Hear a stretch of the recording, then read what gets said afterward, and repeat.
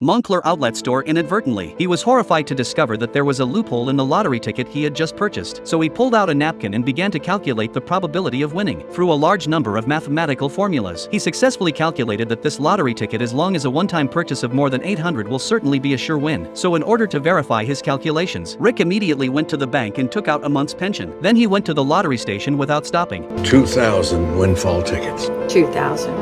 Yes, ma'am. Soon it was time for the lottery to be drawn, and Rick took careful note of the winning numbers. The next day, after checking the winning numbers, he added up all the winnings. He realized that he hadn't made any money, but had lost $327 instead. Rick was puzzled. Had he really miscalculated? But as a math professor who had taught math all his life, how could he have miscalculated? So he went back to the lottery store the next day, checked the rules again, and recalculated the probability of winning. After this calculation, he was very sure that he hadn't made a mistake. If his math was right, then he must not have bought enough tickets. So Rick told his friend about the loophole in the lottery and asked him to buy a ticket with him. But his friend thought he was crazy about money and told him to stop dreaming. But Rick didn't give up and made a crazy decision that night. The next morning, he went to the bank again and withdrew his entire pension in one go. Then he went to the lottery and bought 6,000 tickets without hesitation. The salesman was so overwhelmed that he printed them out for 3 hours. After checking the winning numbers, Rick realized he'd actually made money. In addition to his capital, he had made $15,700. His calculations were correct, and Rick was overjoyed. So he continued to buy lottery tickets based on this method, and it was always profitable. In order not to let his wife find out that he was playing the lottery, he hid all the money into the storage, and even into the popcorn bucket. But soon his wife found out. Rick had to tell her that he'd made the money from the lottery. He had accidentally figured out the loophole in the lottery, but it was a risky business, and they didn't have much of a pension, so he kept it a secret. But he couldn't help but try. He expected a storm from his wife, but then she suddenly turned pale and asked Rick why he hadn't told her earlier. It's legal and it's profitable. She's had a lifetime of peace of mind, and now she wants to go crazy. So the next day, Rick took his wife to the lottery to buy 10,000 tickets, but the only lottery store in town was closing. If they wanted to buy tickets, they'd have to drive 10 hours to the city.